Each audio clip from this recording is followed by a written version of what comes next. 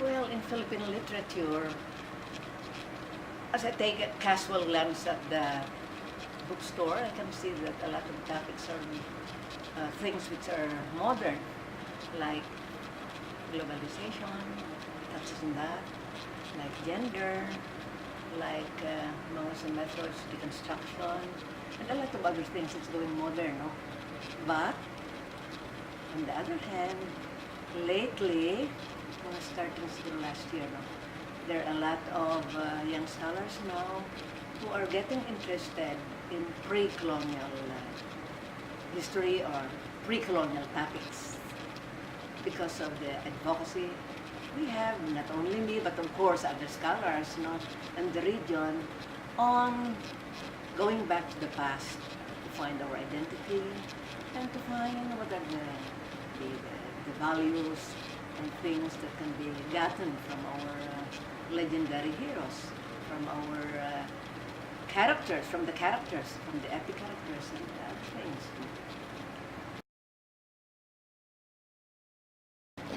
Well, of course, I would like more students, more scholars, more artists to dig into the past by, say, reading the epics, looking at the lines of the epics, and find out what more in the past, maybe the values that we need, no?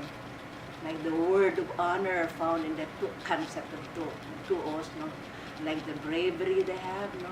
Bravery in doing things for the sake of the land, for the sake of the village, and things like that, no? Things na pwede natin ikamana sa ating mga urihing tubo or to the next generation. Things that we can live with, no? As a legacy. Kaya na ginagawa ko, no? I do these things not only for myself, of course, there's a sense of satisfaction, no? But there's more satisfaction in knowing that you're living a legacy for the future generation. Right now, I don't have, although I see people around, and the reason is I want to have time for focus. You know, it's you spend hours on the text, on the e-tablet, on the computer, no? Of course, I don't say that I won't use it because there was a time in the past, there was a time before I went to the epics, where I would sleep past 2 o'clock in the morning, you know, doing on the emails, doing my emails, no?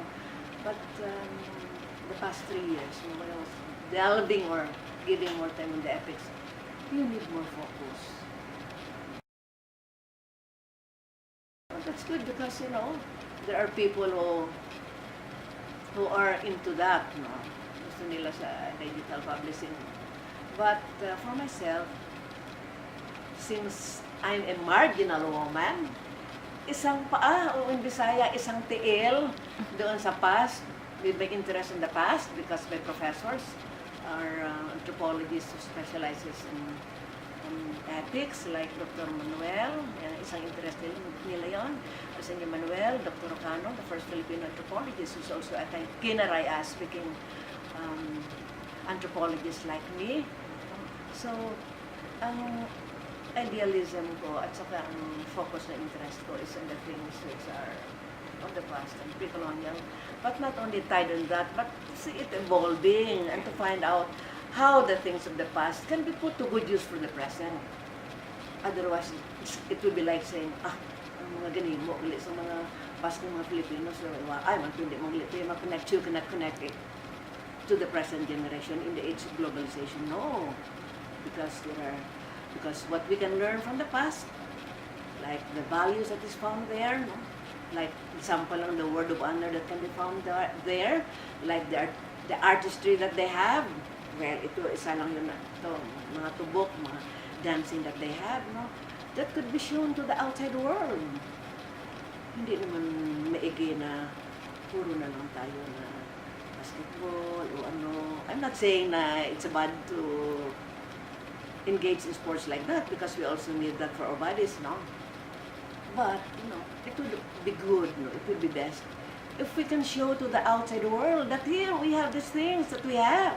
Here we have these things that talagang sariling atin na pwede natin ipagmamalaki and then show to the outside world that we can share this, we also have this and that, di ba? Parang taas na tayo di ba? It doesn't really bother me at all. Because if people don't criticize you or say something about your work, that means they haven't read it at all. Isn't it? No, and that would be very bad. Parang kawawa ka na. You spend a quarter of a century of your life in scanning the mountains and then recording the epics, transcribing, and translating, retyping, retranslating, and all that, and then hardly anybody reads your work. Parang nakakalungkot yun no? Yes. But of course, you expect criticisms because people only look at your work in one perspective, When you look at a phenomenon, like say when you're making a thesis, a topic in your thesis, a topic in your dissertation, you only look at one angle on a thing, a phenomenon that you're studying, yun lang, They don't see the other side of it. The left side, the right side, the back side, or maybe the upper portion of that, They only look at it at one point, at one angle, So if they don't see your point, of course they will say na, wala, kasi ganito yun, ganun yun. Well, you have to have a vantage point when you do something, when you do research. And mine, may research portion na rin ito, But specifically ang books where I spend a lot of time with the help, of course, of my assistant researchers at that time and with a staff now. Just a small staff now. It's more on translation. Now, it helps a lot if you know the worldview of the people that you're working with. Because translation would be a very, very difficult task if you don't know their worldview. Because you can take it literally and it wouldn't make sense. In fact, in my translation, there are a lot of things there that I could have discussed.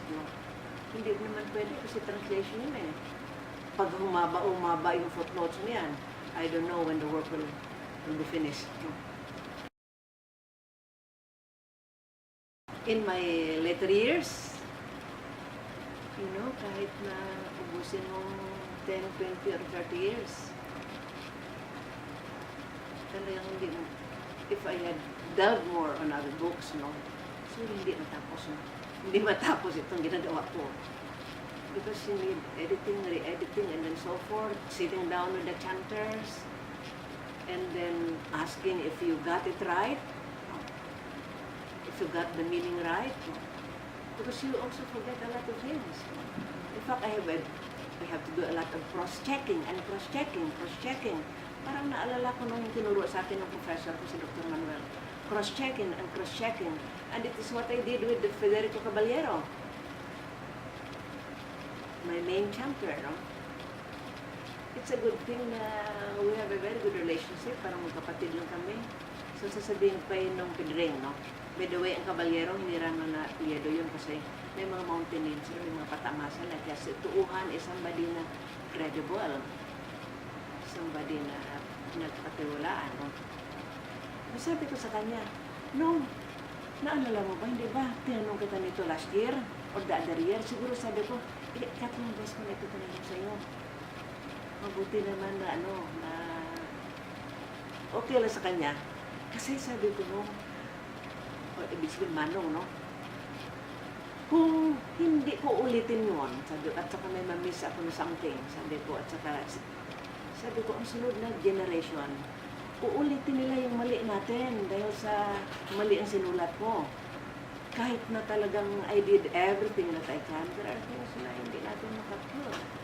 So, pasalamat. Sabi ko, you have the temperament of a researcher, sabi ko sa kanya. Kaya hindi siya nainis. Sabi na, Oh, naalala ko, tinanong mo sa akin yan last year. The other year, tinanong na rin yan.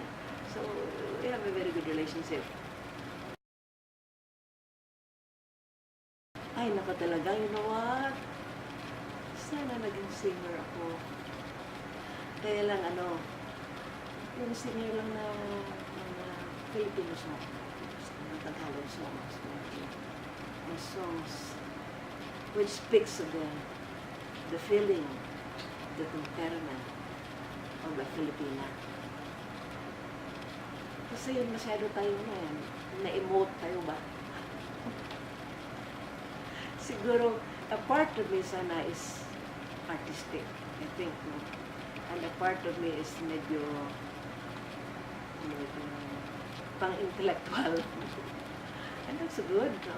That's why sometimes people didn't know that before I used to dance a lot. That inside my room or inside a few friends, I can stand on a chair and then hold a microphone and then emote and then emote. That's really the artistic side of me. Wala lang, because it comes out as I feel it.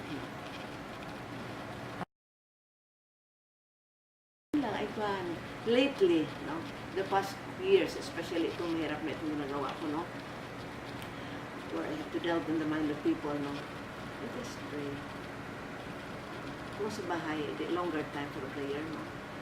Kung doon na sa field, minsan na lang, shorter na lang, you pray, o kaya kung minsan yan yung makaligtaan mo na mag-pray, especially kung strong ka pa, no. Pero, always bear in mind, no, that all good and perfect things come from heaven. In this way, you don't become so proud of yourself, no? Because we owe what we have to God, to Him, be the glory. I don't compare them because each one of them have their own forte, have their own abilidad nila ba? Hindi kasi ako masyadong ng favorite scholar or favorite writer, no? Dahil sa lahat na yan